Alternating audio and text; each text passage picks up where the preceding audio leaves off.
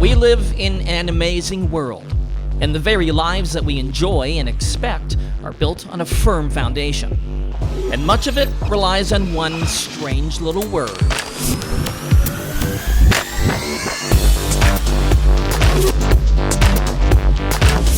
Well, a person wakes up, then they go walk out, they're standing on their sidewalk, which is made out of aggregate, in their house, which is made out of aggregate. Drop your son off at school, in a school that's made out of aggregate. You get in your car, you drive down the expressway to go to work, drive into your office building, which is made out of 150,000 tons of aggregate. And then you get a call from your wife who's giving birth to your baby at the hospital that's made out of 300,000 tons of aggregate. So we use it in all different aspects of our life, but nobody remembers ordering a load. The practical reality is that every person in Ontario almost uses a dump truck of aggregate per year. I would challenge anyone on any given day to try to go a day that they don't rely upon aggregate, and it's not even achievable. Okay, so what is this stuff? Simply put, aggregate is stone, sand, and gravel. Ontario has a good supply of it, but the biggest challenge is getting access to the best quality product in the best locations to meet the incredible demand that we have for it. As Ontario gets bigger, as we need more buildings and more roads and more bridges, the demand for our product is going to increase. We're victims of our own success in some ways because we've been so successful at hiding where we do business. Nobody realizes why it is we need to be there in the first place. The biggest challenge right now is getting additional high quality, close to market reserves licensed because of public opposition, and just trying to have people understand the amount of regulation and oversight that goes into it, and trying to take away that fear of the unknown that people do have. In less than 25 years, there will be 4 million more people living in Ontario, and we'll need to use almost 4 billion tons of stone, sand, and gravel to build and maintain our communities.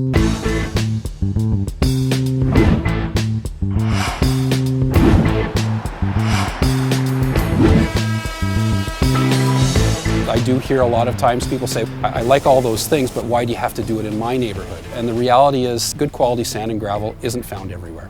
So it's found in select deposits where the glaciers left it.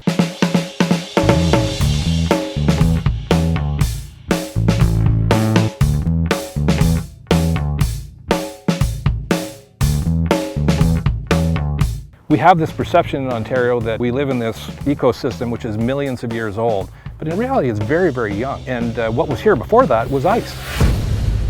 We had 2 miles of ice that was 8 times the height of the CN Tower that buried this whole area, and as that ice was melting, it dropped out these deposits of aggregates in very specific locations. Part of the challenge is locating these very special geological areas in areas that are close to transportation infrastructure and also very close to the markets where they're going.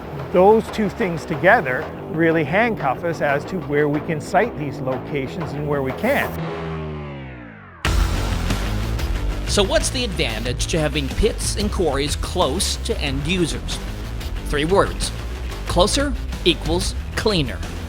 If every stone, sand, and gravel truck in Ontario had to drive just 1 kilometer further to their job site, they'd burn an extra 2.5 million liters of fuel and emit 7,000 more tons of greenhouse gas emissions every year.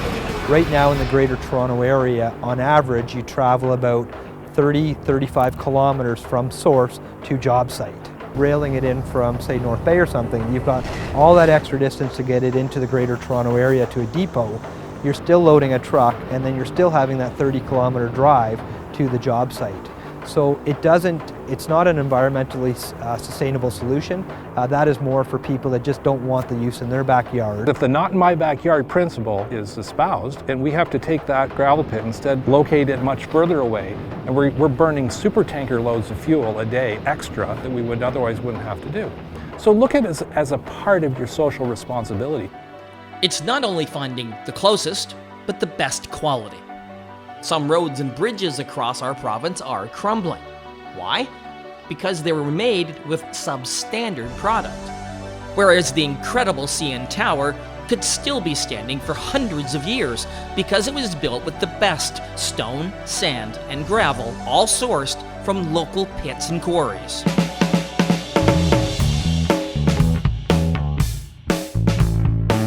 Ontario is blessed with an abundance of lakes, rivers, streams, and fresh water. And this can be the source of great public concern when it comes to pits and quarries. Perceptions often are that this business of crushing big stones into smaller ones consumes a lot of water and empties water tables. Not true. This business is primarily a water handler. So because we're extracting below the water table, water will accumulate in the area that we create the quarry in. We have no need to bring in water from an external source. The water that we collect up from the trickling in, what happens is we'll pool that in a reservoir like this, and we'll draw upon that to wash some of the aggregate, clean it up as it were. We circle that water back in and keep using it over and over again. We call that a closed loop system. This recycling of water in pits and quarries results in very little water actually being consumed before it's released back into the watershed. And the process of washing the product is done entirely mechanically, with no chemicals. The mechanical process of digging a hole in your backyard with a shovel is exactly the same environmental impact that we have, except ours is just a little bit larger scale. If I had to pick an industry to operate next to my municipal well, I want a clean industry. Aggregate is a very clean product.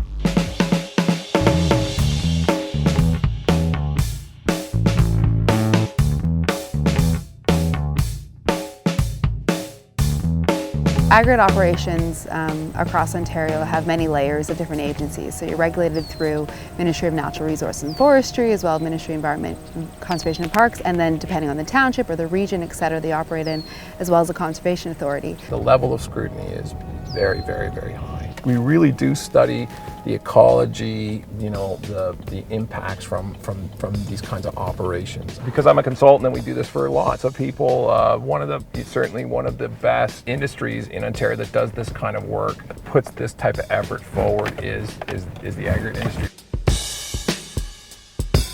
We've created wetlands. We do monitoring for all kinds of bird species, butterflies, bees, and so on. We've done tree planting, and we actually now work very well with all of the agencies, right? So they're a part of this. We have annual meetings with them, we review our data, and I think that to be able to have that positive working relationship, we're open and honest. Some fear a loss of usable farmland, but of the 5 million hectares of prime agricultural land in southern Ontario, less than 1% is a licensed pit or quarry. We strive for that balance between government, between industry, between neighbors. Fundamentally, all you're really trying to do is then ensure that you're not having an impact on human health or the environment. So if we can all have that common goal and listen a little bit better to each other, I think that's the key.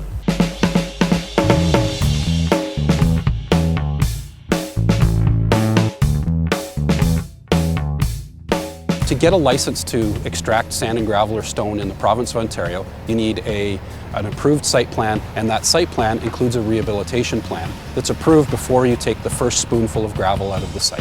What we're going to be looking at to the south here is a rehabilitated wetland area. It's approximately, I think it's about a 35-hectare area, and this is an area that has already been historically extracted. It's a very good example of progressive rehabilitation and some of the success the industry is having in restoring nature to the active areas where they're quarrying today. So this spot was previously an agricultural field. It only took 3 years to strip, fully extract the resource and rehabilitate it back to agriculture. What we place importance on is doing a great job, especially with regards to rehabilitation. We view it as our living resume. And that living resume of former sites that have been given new life include places like Christie Pits in Toronto, the Vineyards at Vineland, the Royal Botanical Gardens in Burlington, and countless others that include subdivisions, recreation areas, and naturalized sites for birds, frogs, and fish. Despite all of this successful rehab, public perceptions about this business can still be a challenge. We're not big corporate monsters. We're responsible stewards of the land. The environment is our business, so our business needs to be in the environment. I take a huge amount of pride in how well I can create a high-end environment that blends in with the natural landscape. Having that balance of leaving something enhanced, something better behind, it makes me, happy about the work that I do every day. The aggregate industry is committed to recycling. As much as 7% or more of the aggregate used in Ontario comes from recycled materials. If we're using recycled aggregates, we're helping to preserve our non-renewable aggregate resources in the province of Ontario.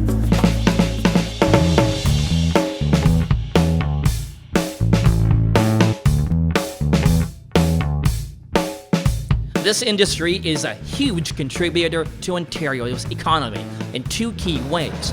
By providing nearly 8,000 jobs for people directly working in the industry, and without stone, sand, and gravel, there's no construction industry in this province. That's a $37 billion business that provides 357,000 jobs. If we were to lock the gate on every pit and quarry in Ontario, everything we do as a society grinds to a halt. Civilization springs from the pits and quarries in Ontario. And of course you need gravel pits. It's a no-brainer. In a perfect world, you're starting to avoid the fighting, and you're using the money instead of on lawyers and consultants. You're using that money to provide greater community benefits within the area and looking at strategic partnerships where you can find greater long-term public benefits that arise from these sites. I think it's important that everyone needs to try and understand each other, try and realize that we all have a role to play, and I think it's important to try and listen to each other as opposed to just automatically thinking that someone is wrong, that someone's telling them something that they don't want to hear. I like to think we're all trying to do the right thing for the greater good. So I think if we can kind of break those barriers down and just get people to be familiar with our industry and familiar with what we do every day, I think they find it a lot less threatening and realize that, hey, this is just a thing that we need to do, and in order to keep our society going and to keep a bright future for our children.